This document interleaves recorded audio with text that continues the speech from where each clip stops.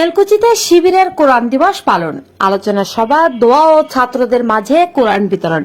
আমাদের বেলকুচি প্রতিনিধি এর পাঠানো ভিডিও ও তথ্যচিত্রে বিস্তারিত দেখুন প্রতিবেদনে।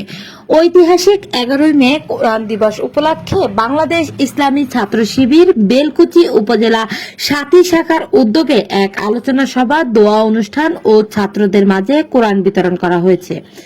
রবিবার 11 মে বিকেলে বেলকুচি সরকারি ডিগ্রি কলেজ অডিটোরিয়ামে আয়োজিত কোরআন দিবসের আলোচনা সভায় সভাপতিত্ব করেন বেলকুচি উপজেলা শিবির সভাপতি হাফেজ ইউসুফ আলী বাবু। উপজেলা শিবির সেক্রেটারি আরিয়ান ইসমাইলের সঞ্চালনায় অনুষ্ঠিত আলোচনা সভায় প্রধান অতিথি হিসেবে বক্তব্য রাখেন সিরাজগঞ্জ জেলা শিবির সেক্রেটারি আব্দুল আজিজ।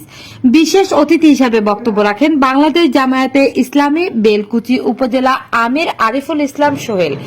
আলোচনা সভায় অন্যান্যের মাঝে আরো বক্তব্য রাখেন বেলকুচি উপজেলা জামায়াতের সহকারী সেক্রেটারি ও ধুকুরিয়া বেড়া ইউনিয়নের সাবেক চেয়ারম্যান মাওলানা মাহবুবুর রশিদ শামীম, ইসলামী ছাত্র শিবির সিরাজগঞ্জ জেলা শাখার প্রকাশনা সম্পাদক এরশাদ আলী, শিবির নেতা কাউসার আহমেদ ও হাফেজ আহমেদ আলী প্রমুখ।